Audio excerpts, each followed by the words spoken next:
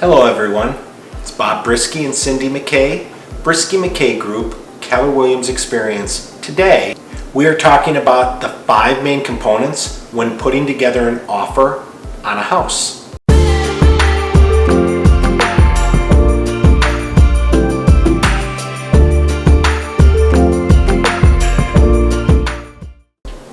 Number 1 is price. Price is the most important because it sets the tone for the entire negotiation. It's the first thing that's looked at, and the seller is going to have a much more emotional reaction to the price than anything else you put in the offer. It is important to be thoughtful about the offer price. A few of the main considerations when coming up with a price are: what kind of market are we in? Are we in a buyer's market? Are we in a seller's market?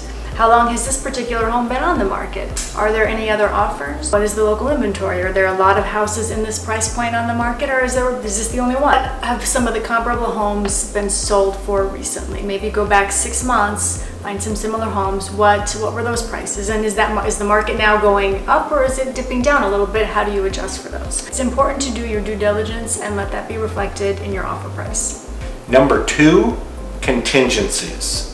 Let's explain what these are. Contingencies basically say everything that I'm offering here hinges upon this other thing happening, and if this thing doesn't happen, the contract is null and void. The 3 most common contingencies are mortgage contingency, home to close contingency, and home to sell contingency. The strongest position to be in when making an offer is not to have any contingencies. Second best is a mortgage contingency only, and this means that you do need to secure a loan to purchase the property, but you've spoken with a lender, you're pre-approved, you're ready to go. Next up is a home to close contingency. This means that you have a home that you need to sell in order to close on this one that you want to buy, but that home, you've already put it on the market, already found a buyer, it's under contract, you're just waiting for it to close. This can still be a really strong offer, it just depends on some of the other variables and extenuating circumstances. The weakest position to be in would be an offer with a home to sell contingency. What this one basically says is, really want to buy your house, I'm putting in an offer, but I have to sell my home and it's not even on the market. This is the riskiest position to be in for the seller. Obviously, it's the least risky for the buyer, and for that reason, it's not necessarily a strong position to be in when making an offer, especially in a competitive market. Sorry. Number 3 is financing. When making an offer, you must delineate what type of financing you will be used to purchase the home. The most common financing is either cash or a mortgage. Cash would be the strongest offer, and you would just be required to show proof of funds. If you are securing a loan, you must submit a pre-approval letter, and in the offer itself, you will be required to specify the type of loan that you will be securing, the amount you'll be putting down, and the mortgage rate not to exceed. The ideal financing that's the most straightforward for the seller would be a conventional loan with at least 20% down payment. Other types of loans include FHA, VA, etc. The more money down, the stronger your position. The next component when making an offer is providing a closing date. That's the date the seller gets their money and the buyer gets their keys.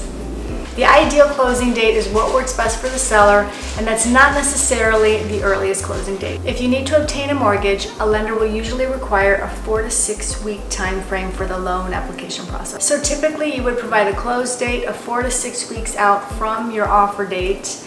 And if you have some flexibility in your schedule, it's always good to find out what the seller's preference is. Last but not least, number 5, earnest money. You must include the earnest money amount in your offer. What exactly is earnest money and how does it work? Earnest money is essentially your skin in the game. You will choose an amount, usually at least 1% of the purchase price, to be delivered to the seller's brokerage or the seller's attorney within a few days of your offer being accepted. The money is held, which means the check is cashed and held in an account until closing. The money does go towards your down payment. If you are making a cash offer, the earnest money amount should be typically higher than the 1%. It is also a good idea to increase earnest money in a competitive market or in a multiple offer situation. In review, there are 5 main components to consider when putting together an offer: price, contingencies, financing, close date, and earnest money. The strength of your offer and the chances of it being accepted really are a combination of all 5 of these things. For more videos like these, hit the subscribe button and bell to stay updated with our channel.